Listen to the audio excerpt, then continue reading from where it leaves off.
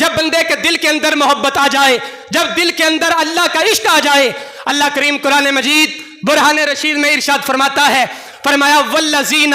یبیتون لربہم سجدا وقیاما، فرمایا کہ جو ایمان والے ہیں، تم تو کہتے ہو کہ عشاء پڑھنا مشکل ہے، تم تو کہتے ہو کہ فجر پڑھنا مشکل ہے، ایمان والوں کا لیول کیا ہے؟ فرمایا کہ جس نے کلمہ پڑھ لیا، اللہ کی محبت اس کے دل کے اندر آ گئی، والذین یبیتون لربہم سجدا وقیاما، میرا رب کہتا ہے ساری رات ہی ان کی سجدوں میں گزر جاتی ہے، ساری رات ان کی قیام میں گزر جاتی ہے، ساری رات اللہ کی عبادت میں۔ اور جب وہ صبح اٹھتے ہیں تو یہ نہیں کہتے کہ ہم نے بڑی عبادت کی ہے، وہ یہ نہیں کہتے کہ ہم بڑے عبادت گزار ہیں، ان کا انداز کیا ہوتا ہے؟ میاں صاحب کہتے ہیں راتی ساری کر کر زاری اور نیند اکھاں دی توندے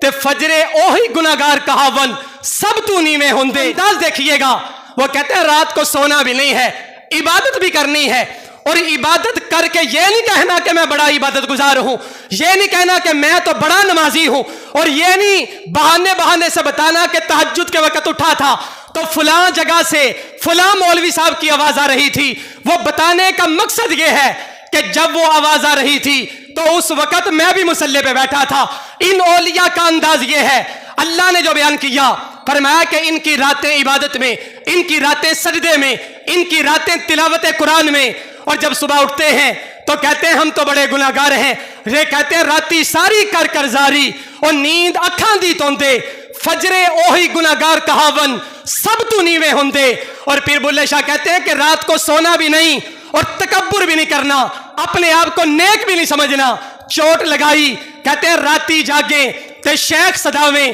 تے راتی جاگن کتے اور تے تو اتے مالک دادر نہیں چھڑ دے، پاوے مارو سو سو جتے تے تو اتے تے مالک دے در راکھی کر دے، تے مالک جاگ دے ہون یا ستے تے تو اتے،